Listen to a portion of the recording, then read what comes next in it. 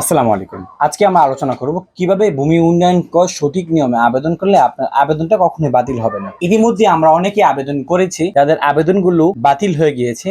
বাতিলের বিশেষ কারণ দেখাচ্ছে যে খতিয়ানের নামের সাথে মালিকের আবেদনকারীর নামের মিল নেই। আপনি যখন একটি এনআইডি কার্ড দ্বারা একটি অ্যাকাউন্ট অ্যাক্টিভ করেন, অ্যাক্টিভ করার পর ওই খতিয়ানের নামের সাথে, অর্থাৎ আপনি যে পর্চাটা আপলোড করেছেন ওই পর্চার নামের সাথে খতিয়ানের মালিকের নাম মিল নেই।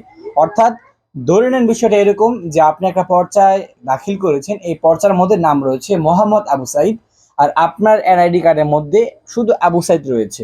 এই যে মোহাম্মদটা না থাকার কারণে আপনার আবেদনটা কিন্তু তারা বাতিল করে দিচ্ছে। এর থেকে সমাধান কি, আর কিভাবে আবেদন করলে আপনার আবেদনটা কখনোই বাতিল হবে না? তারপর এই আবেদন ফর্মটি আপনাকে নিয়ে যেতে হবে আপনার সংশ্লিষ্ট ভূমি অফিসে। ভূমি অফিসে যাওয়ার পর তাদের সাথে কথা বলে এটা সমাধান করে নেবেন, তাহলে আশা করি আর কোনো সমস্যা হবে না। এখন কিভাবে প্রপারলি নিয়মে আপনি আবেদন করবেন সেই বিষয়টা আজকে আমি আপনাদেরকে প্রপারলি দেখাবো। যারা আমাদের এই চ্যানেল নতুন দর্শক রয়েছেন, অবশ্যই আমাদের এই চ্যানেলটাকে সাবস্ক্রাইব করবেন এবং পাশে থাকা বেল আইকনটি বাজিয়ে দিতে ভুলবেন না। আচ্ছা, তার জন্য আমরা একটা অ্যাকাউন্টে চলে যাব। ধরুন আমরা ভূমি উন্নয়ন করার একটা ওয়েবসাইটে ঢুকবো। ঢুকার পরে এখান থেকে আমরা যে কোনো একটা অ্যাকাউন্ট লগ ইন করে নিব।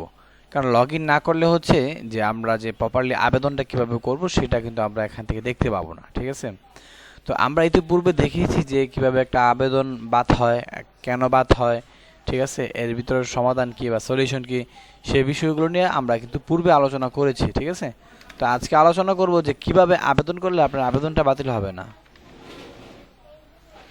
ধরুন আমরা একটা অ্যাকাউন্টে ঢুকবো, আর অ্যাকাউন্টটাকে আগে এখানে অ্যাক্সেস করে নিতে হচ্ছে। যেহেতু তো লগ ইনে ক্লিক করে আমরা অ্যাকাউন্টটাকে সম্পূর্ণ অ্যাক্সেস নিয়ে নিলাম। অ্যাক্সেস নেওয়ার পর এখন আমরা কিভাবে আবেদন করলে মূলত আমাদের আবেদনটা বাদ হবে না। আবার অনেকের আরেকটা সমস্যা হচ্ছে, সেই সমস্যাটা দেখা যায় আপনি আবেদন করছেন, ফাইল অনুমোদন হয়েছে, খাজনা প্রদানের ওই জায়গায় এন না একটা অপশন চলে আসে। তো এটা কেন হয় সেটাও আজকে আমরা বলবো বা দেখাবো ইনশাল্লাহ। তো ফার্স্ট অফ অল আমরা যদি খতিয়ানে যাই, যেহেতু আবেদন করতে হবে আমাদের, খতিয়ানে যাওয়ার পর নতুন খতিয়ান তথ্য প্রদান করতে এখানে ক্লিক করেন। এখানে একটা ক্লিক করবেন। ক্লিক করার পর এখানে আপনার যেভাবে আমরা আবেদন করতাম জেলা, বিভাগ ইত্যাদি দিয়ে বা নিজস্ব মালিকানা, এগুলো দিয়ে আপনারা আবেদন করে নেবেন। যদি আবেদন প্রপারলি না জানেন তাহলে আমাদের এ সম্বন্ধে অনেক ভিডিও দেওয়া রয়েছে আমাদের এই ইউটিউব চ্যানেলে, ভিডিওগুলো দেখে নেবেন। এখন আপনারা যখন ফাইলটা অনুমোদন পান, মানে অর্থাৎ হোল্ডিং তালিকায় যখন আমরা ফাইলটা এন্ট্রি পাই, তখন আমরা যখন খাজনা প্রদান করতে যাই, যেমন এখানে পরিশোধিত দেখাচ্ছে, আপনি যখন খাজনা প্রদান করার জন্য আবেদন করুন, ফাইল অনুমোদন হবে, তখন এইখানে আপনার সৃজিত দেখাবে।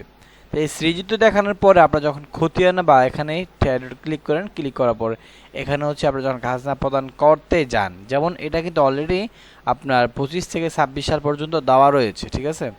তো এখানে আপনি যদি অগ্রিম পেমেন্ট করতে চান, এখানে কিন্তু কোনো ব্যালেন্স নেই, জিরো ব্যালেন্স দাবি, হাল দাবি, বকেয়া দাবি, জরিমানা সবগুলো কিন্তু আপনার 0% দেখা যাচ্ছে বা 0 টাকা।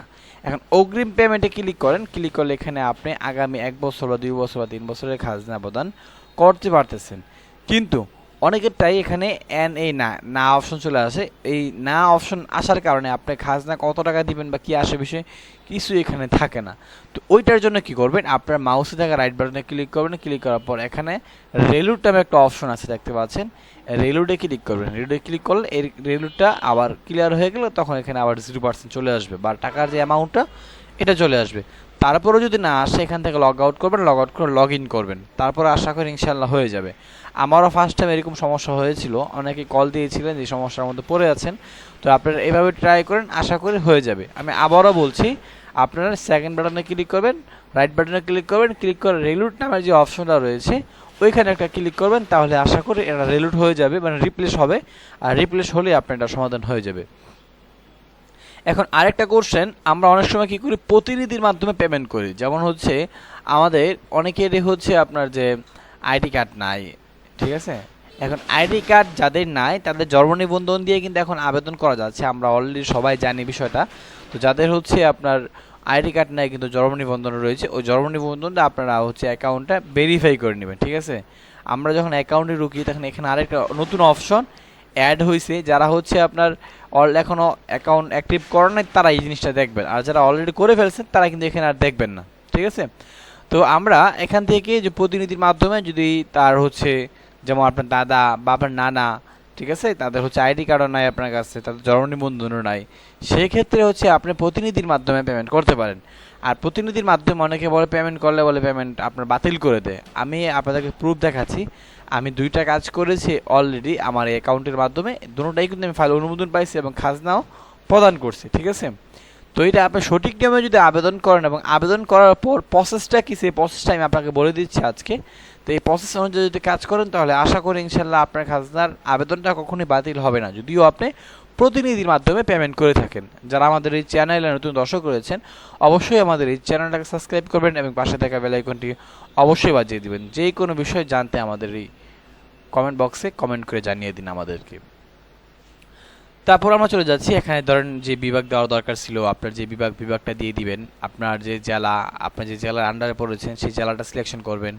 এখানে আপনার থানা সিলেকশন করতে হবে, এখানে আপনার মৌজাটা সিলেকশন করে দেন। তারপর এখানে আপনার খতিয়ানটা সিলেকশন করে দেন। ধরেন আমি একটা খতিয়ান দেওয়ার পর এখানে যে অনুসন্ধানে ক্লিক করবেন। অনুসন্ধানে ক্লিক করার পর এটা যদি অনলাইনে থেকে থাকে তাহলে অটোমেটিকলি চলে আসবে এখানে, ঠিক আছে। তো এটা আমি কিন্তু মানে একটা আন্দাজে দিয়েছি, কারোটা এখানে প্রকাশ করতে পারবো না যেহেতু এটা অনলাইনে সেক্টর বিষয়। যদি কারোটা আমি প্রকাশ করি তাহলে হচ্ছে এখানে ভিডিও রিমুভ হয়ে যেতে পারে। তো আপনার যে খতিয়ানটা সেটা এখানে প্রকাশ করবেন, ঠিক আছে। প্রকাশ করার পর এখানে নিচে দেখবেন পেমেন্ট অপশন নামে একটা অপশনও রয়েছে, ওইখানে ক্লিক করবেন। এটা পেমেন্টের জন্য অটো সেভ হয়ে যাবে, ঠিক আছে। তারপর হচ্ছে আপনার এই যে আবেদন করেছেন এখান থেকে একটা স্ক্রিনশট দিবেন। স্ক্রিনশট দিয়ে এটাকে আপনি বের করে সাথে সাথে অথবা আজকের মধ্যে, যেন আজকে সকালে আবেদন করলেন বিকেলে চলে গেলেন আপনার যে সংশ্লিষ্ট ভূমি অফিস আছে ওইখানে যাবেন। যাওয়ার পর তাদের সাথে কথা বলবেন যে আমি প্রতিনিধির মাধ্যমে আবেদন করেছি, ফাইলটা অনুমোদন করে দেন। যদি আপনি এইভাবে আবেদন করেন তাহলে আপনার আবেদনটা বাতিল হবে না। আর যদি আপনি মনে করেন যে খতিয়ানের মাধ্যমে আমরা আবেদন করে বসে থাকতাম, আজকে আবেদন করলে কালকে ফাইলটা অনুমোদন হয়ে যেত, ওইভাবে করেন তাহলে কখনোই আপনার ফাইলটা অনুমোদন হবে না, বরং কিছুদিন পর ফাইলটা অটোমেটিকলি বাতিল হয়ে যাবে।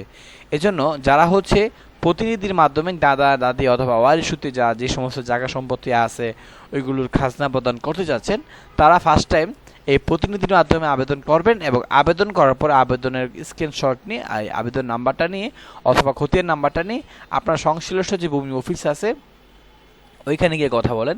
ওইখানে কথা বলে তাদের সাথে তাদের মাধ্যমে ফাইলটা অনুমোদন করে আপনি খাজনা প্রদান করতে পারবেন।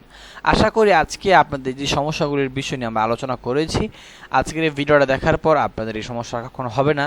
তারপরেও যদি হয় আমাদের হোয়াটসঅ্যাপ নাম্বার দেওয়া থাকবে, আপনারা আমাদের হোয়াটসঅ্যাপে যোগাযোগ করতে পারেন। আমরা যতটুকু পারি আমাদের সাধ্য অনুযায়ী আপনাদেরকে সাপোর্ট করার চেষ্টা করব। ভালো থাকবেন, দেখা হবে অন্য কোনো ভিডিওতে।